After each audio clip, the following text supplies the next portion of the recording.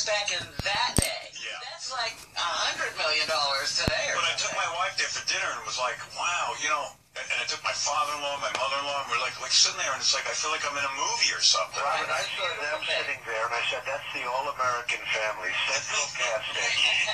Well, how did I Howard was get to going to the take their table? picture, quietly take their picture, and use it as a You can't get a better-looking group of people. You know, it's funny, because you go there, and every guy looks like, you know, like Donald Trump. Like, you know, they got a suit on, Right. and, you know, and I dressed up and everything, but wherever you put me, I look like I'm in the wrong place.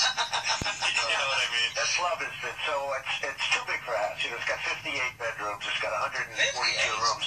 So I decided to make it a club. And it, you know, wasn't easy. I had to sue Palm Beach. I had to sue everybody. And anyway, so I ended up getting my approvals, which I do. I'm very good. By the way, nothing getting approvals. Nothing ever bothers you. Like you'll It doesn't matter if people say no. Yeah, right. Yeah. You'll just Well, somehow. that was the right thing to do. I mean, it's not a house. I remember my daughter Ivanka, I couldn't find her when she was in the house. You know, we had to go through all these rooms. We're looking all over the house. You can't find them. So it's actually a very comfortable place. But it should be a club. It was given to the United States government, okay? Let me explain something to me. During Richard Nixon, it was given to be the Southern White House. Because, you know, it's got the massive walls outside. They're 35 feet high and they're 4 feet thick. And they circle, so you have total privacy on 22 acres. Now, if somebody wants to eat there, they have to be a member of They it? have to be a member. Oh, you just can't, like, come in off the public and eat. You're a member. I mean, you have to be a member of Mar-a-Lago to be there. And you see the kind of crowds we get. I mean, the place is so successful. Anyway, so Richard Nixon had it. It was his first when she died. It was willed over to the United States government, and Richard Nixon had it, and he loved it. He was there one time, but of course he then got embroiled in Watergate, so he wasn't able to use it too much. He had bigger problems, right? So then Jimmy Carter became president, and, you know, he used to carry a suit coming off a plane because he thought it was inappropriate for a Marine to carry a suit or for anybody to carry his own clothing. So even though he was president, remember the scenes of him walking out of a plane carrying his luggage? Yeah. Yeah, because you wanted to be like a regular guy. Yeah, this is what the country wanted, was a president that wanted to carry his luggage off a 747. By the way, you have said that you feel that Obama doesn't walk off the plane the proper way, like a president should. Well, he bounces off the plane. He runs down the stairs. I'll tell you what, you know, Ford fell down the stairs one time. And of all places, it was Austria. You know, they're standing at attention. Everyone's perfect. And this guy falls off the plane. Someday Obama's going to fall. He bounces off the plane. In other words, there is a presidential walk that you would like to see the president do to be more regal. Am I correct? I don't think you should be running down the stairs. I mean, he's bouncing and running down the stairs, and I don't think it looks very presidential. But, of course, he doesn't look, you know, he's not much of a president. And look, he is making the happiest person about President Obama and his presidency is Jimmy Carter. Because Jimmy Carter is no longer the worst president ever. You feel Obama has surpassed him as the worst president? No, absolutely. There's not even a question about it. I mean, we're a disaster. You look at Russia, you look at this 5-to-1 trade. We get a trader, and they get 5 leaders that are killers, okay? I mean, You would not have made that deal if you were president. No, I don't think you see Trump making that deal. No, I don't think so. But then what do you do if you want to leave no prisoner behind? And I've heard people say... Donald seems to think that the guy's a traitor. It doesn't matter. You don't leave any American overseas. Terrorists, okay? Right.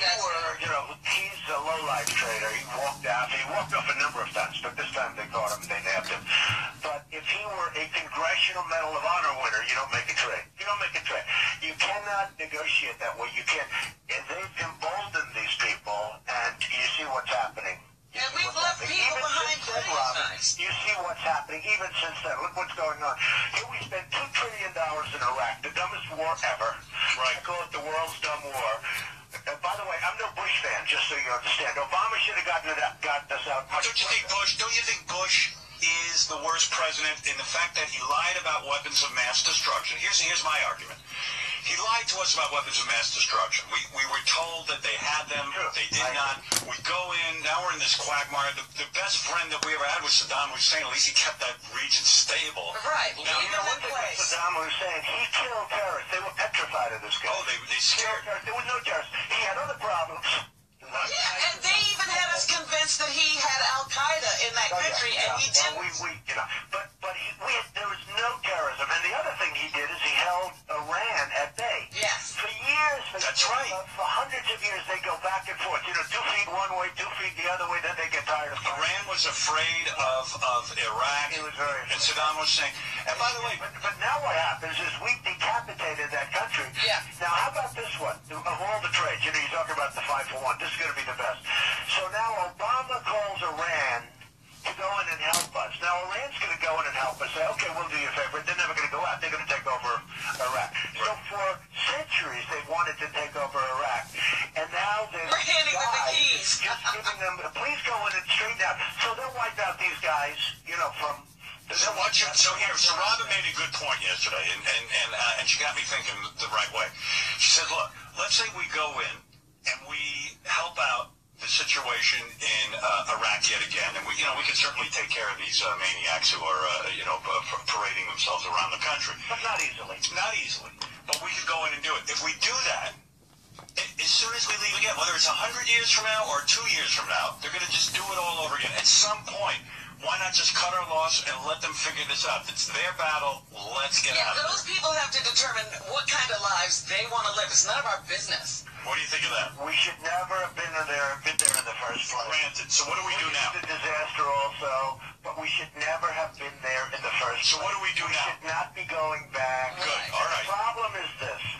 The day we leave, they're going to do it. I don't care if we're there for 25 years and we educate them and we do all the things that we've been doing. I mean, we're building them schools, which are now blown up, by the way, but we're building them schools. But you can't build a school in Brooklyn because there's no money in this. Right, so we have to stop. A school in California and Los Angeles.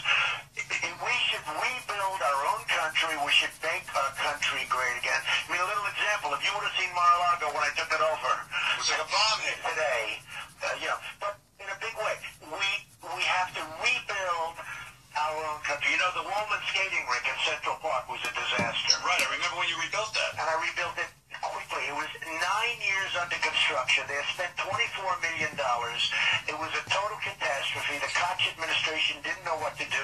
I took it over. I rebuilt it in 3 months. I remember. The biggest part of the rebuilding was ripping down everything they had put up because it was so badly done. Well, you make a good point. If our country doesn't rebuild our schools and rebuild Detroit our infrastructure, we're doomed. And if we go over and start building schools in Iraq, that'll get blown up and not used. What's the point, So Howard and Robin, I just get back from the Middle East, okay? What were you doing there for whatever reason. They might, even though I knocked the hell out of them, even though I say OPEC is ripping us off like nobody before, they said, Donald, could you possibly stop?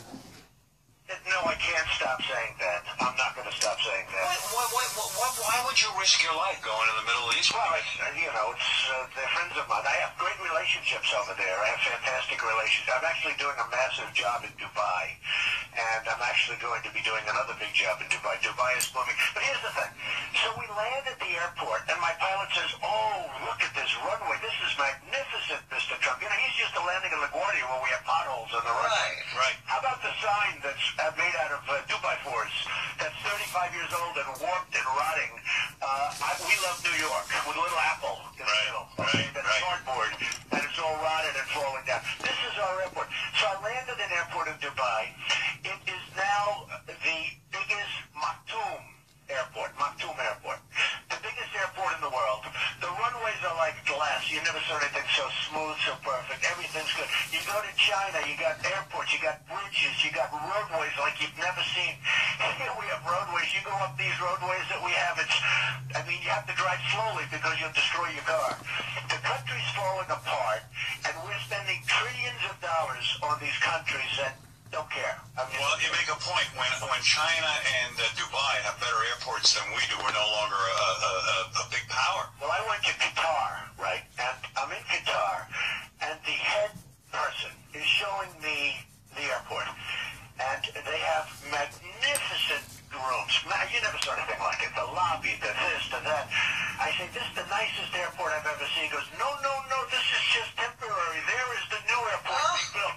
And they're showing me, and I'm in this airport where they have to, you never saw an airport like this, right? This is going to be ripped down in a year because the new one's under construction. And you look at the horizon at the new one, and there's like 40 cranes in a straight line. They're building this airport. And I say, isn't it sad that our country can't be doing that? All right, let me ask you something. You're a Republican guy. and you certainly want to keep taxes low. I think what you're advocating, though, is we raise taxes and build infrastructure, yes? No, what I'm advocating is we build up our businesses and we stop letting China make... And we stop letting other countries take our jobs. You know, whenever you call me, somebody starts calling you. I have so many calls coming, Howard. That's one thing true. And it's cutting off key words. And you know what it is, too? It's cutting off key words, and it's someone's listening to us and going,